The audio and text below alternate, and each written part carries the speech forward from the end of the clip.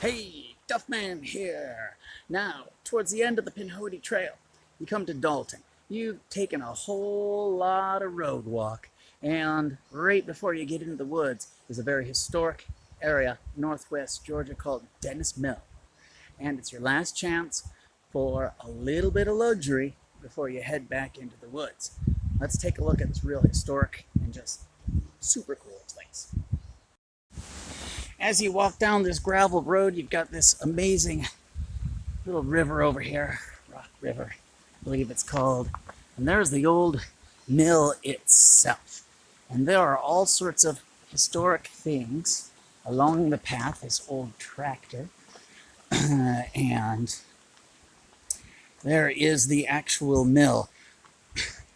Started in 1869, so post-Civil War. You wonder why they put the mill here, the perfectly good river over there. There used to be a dam up there, and they actually cut a whole bunch of land out and ran it so that the water would go over the top and operate the mill. Back here was a blacksmith shop. Eventually there was a sawmill, grist mill, cotton. They did a whole bunch of things here. It's just amazing to see these old historic buildings and little pieces of history just lying about. I can highly recommend, if you have the money. It's not cheap, but it's a really just super fascinating place to stay. Here's the old mill, one of the grindstones, I should say. Another one of the grindstones. This used to be the blacksmith shop. Apparently, I don't know how much of it is still original, but it looks fairly modern. If you see down here, we've got the old original. They used this too. There was a little wheel apparently here as well to do something for the blacksmith shop. I'm guessing power the bellows. And I'll walk up the road and show you my cabin. As I come up the hill here, there is my humble abode. And you will see it's not so humble. Down there, on the branch of the river, picnic tables, a place to go in the water. The next camp is over there.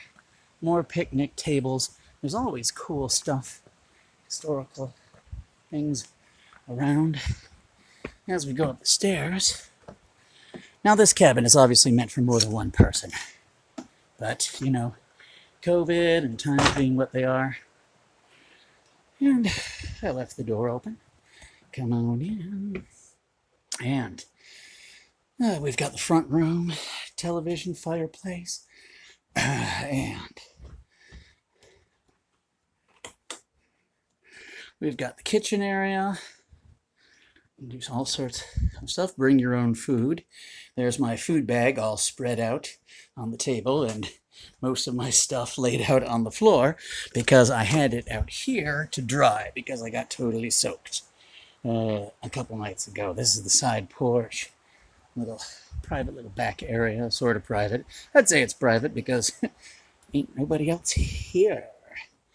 And if we come into the back rooms, you've got this bathroom with a shower and a little room with a queen bed that I'm not using, a small half bath, and king size bed that you can tell I'm only using part of, and my camping equipment is using the other part of.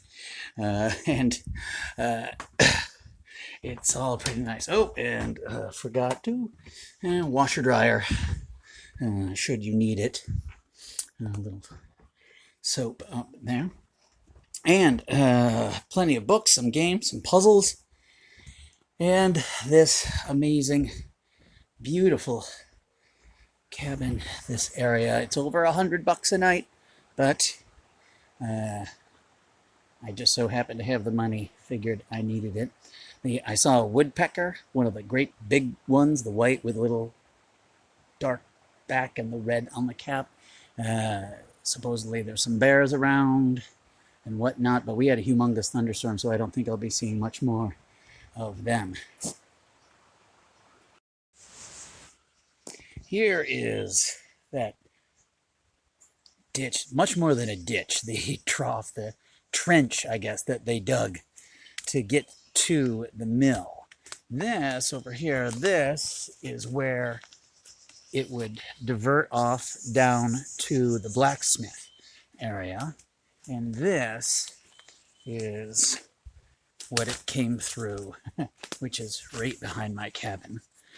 This is super awesome.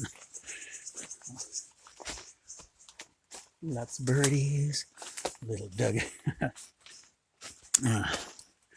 This is so cool.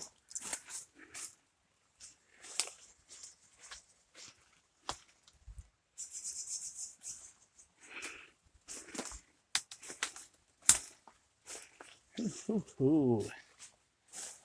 And then you get around the corner here, and it gets a little more shallow again.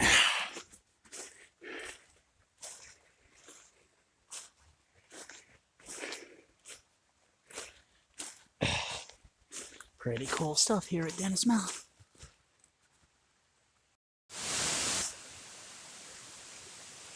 And down one of the many hiking trails, one of the few hiking trails at Dennis Mill, you will come to what must have been the old dam. It looks like it is no longer, but look at it now. It just rained really hard, so this whole thing is flowing, overflowing its banks just a little bit.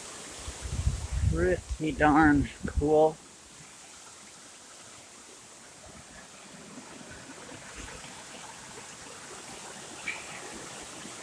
Yeah. I love it. I love these places I find along the trail.